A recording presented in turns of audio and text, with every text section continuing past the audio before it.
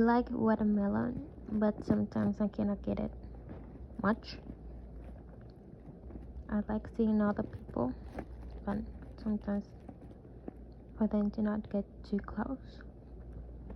I like seeing differences, but sometimes they can be overwhelming. I can be myself, but sometimes I can be scared of handling everything that is me. And then we continue our lives trying to follow up on things without taking into account how fragile, changing, fast thinkers, slow thinkers we are. And on top of that, I just didn't mention the bunch of things I left behind, because that is who we are. We are changing creatures. We have changing minds. We keep adapting to cycles, but when a cycle ends, we have quickly to adapt to another one. And it continues over and over and over again. But what will we do with those changes? What are we going to think about them? How we react towards them? How do we feel with them? Because feelings can make us rapidly engage with changes or can set us back. That's a huge difference that puts someone up front of guiding themselves or just taking a step backwards, incapable of moving forward. Because changes inside other changes are the things humans need to do every day. And us, sometimes as random creatures in the world, cannot adapt as quickly as we want other people to adapt to the environment and to us. And what happens when you want everything to go your way on your speed, inside your expectations, is that you will not be happy,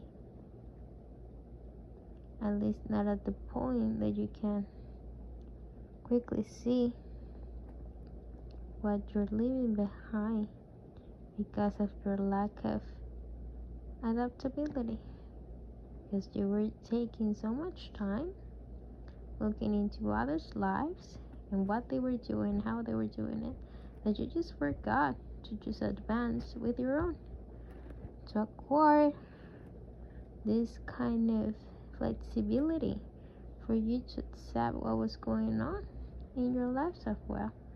So sometimes we tend to care a lot about other people's changes, other people's, aside from ours. And why do I come with this to the table? Adaptability from humans will never be perfect because we are imperfect, right? But when at least we track our own pace, we can predict when those changes are going to happen. And then we can be more prepared. We can strengthen our skills in order to know what plan of action to activate in our brains to come forward and say like, hey, this is a situation, a change I'm facing. So now I'm going to apply these mechanisms. I have to activate it in order for me to be prepared and to take action towards something I saw coming. Probably I'm not 100% ready for it, but I'll try to educate myself in the process at least. And that is what people will recommend. Is it a perfect mechanism or theory or procedure or whatever you want to call it? Maybe not. Is it the only one? Of course not. Does it work? Hell yeah. Yes, it does. Does it work with everyone? No. We're changing creatures. If you're asking yourself that question, it's because you haven't heard the things I've just said before. You haven't heard all this time what I was telling you. We are changing constantly. So even the theories, even what things that work for us, every time we face a situation, everything has an expiration date. And you can tell me, no, those only are for the potato chips I ate on Sunday morning. No. Since we change, even the things we learn and used to or tend to apply in our daily lives change as well. So yeah, we have some kind of expiration dates for certain habits, certain behaviors, certain procedures, and so on. So hear me up. Changes inside other changes, right? Just repeat it with me. Changes inside other changes, right? And does it make any sense? Does it make it easier? Like, wow, yes, now I know. No, it makes it harder to understand. Because when you have like a more easy to detect problem on the exterior, then you have to say, oh no, what am I going to do with this problem? And also the inner problem that is causing this problem to me. And now with the mechanisms that I have to solve the problem could be also out of date, so that becomes another problem. Now we have 3. See, humans are complicated because they're constantly changing. What are we going to do about it?